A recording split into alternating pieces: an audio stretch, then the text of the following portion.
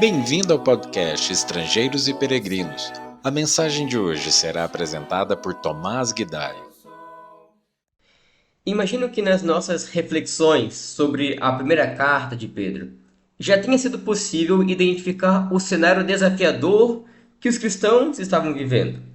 Perseguição, sofrimento, difamação, rejeição são assuntos abundantes na carta.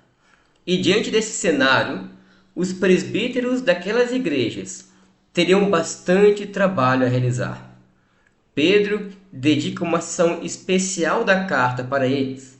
Ele escreveu em 1 Pedro 5, versículos 1 e 2. Rogo, pois, aos presbíteros que há entre vós, eu, presbítero como eles, e testemunha dos sofrimentos de Cristo, e ainda coparticipante da glória que há de ser revelada, pastoreai o rebanho de Deus que há entre vós.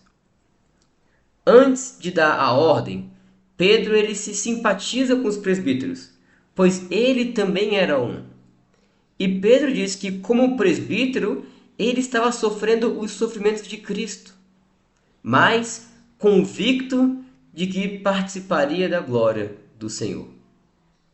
A ordem, então, que Pedro dá aos presbíteros é: pastoreiem o rebanho de Deus. Como é possível observar aqui, presbítero e pastor são nomenclaturas diferentes para a mesma tarefa. O rebanho, a igreja do Senhor, precisaria da direção dos presbíteros para ser fortalecido, cuidado, protegido, bem alimentado e bem direcionado para passarem pelo vale da sombra da morte que aquelas igrejas específicas estavam passando.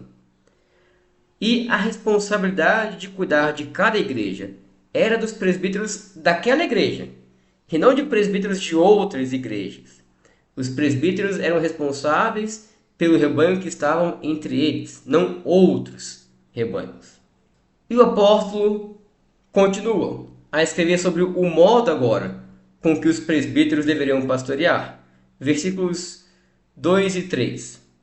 Não por constrangimento, mas espontaneamente, como Deus quer, nem por sorte da ganância, mas de boa vontade, nem como dominadores dos que vos foram confiados, antes tornando-vos modelos do rebanho.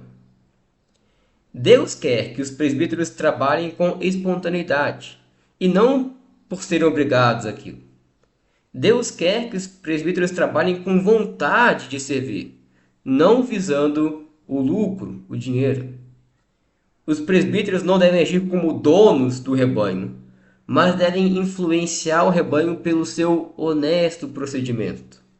Em suma, o presbitério não é para ser visto como uma oportunidade de ganhar dinheiro, poder ou status, mas é uma oportunidade para servir. E existe bastante trabalho para os presbíteros. Pedro conclui no versículo 4. Ora, logo que o Supremo Pastor se manifestar, recebereis a imarcessível coroa da glória. Os pastores devem seguir o exemplo do Supremo Pastor, Jesus Cristo. Ele deu a sua vida pelas ovelhas. Ele trabalhou incessantemente pela vida delas. Ele abdicou de prazeres e regalias dessa terra para servir as suas ovelhas. Os presbíteros que tiverem o mesmo zelo, o zelo de Cristo pelo seu rebanho, receberão um grande galardão. Ser presbítero não é uma oportunidade de ser servido e nem de ser visto. Nem é uma oportunidade para ganhar dinheiro ou para impor suas filosofias.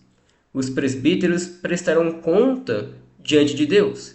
Eles devem cuidar das ovelhas de Deus, dando sua própria vida por cada uma. Que bênção é para uma congregação ter homens zelosos assim. Mas ainda que não tenhamos esse privilégio, podemos ter a certeza de que o Supremo Pastor está sempre a cuidar de nós. Obrigado por nos acompanhar nessa jornada pelas Escrituras. Volte amanhã para ouvir mais uma mensagem do podcast Estrangeiros e Peregrinos.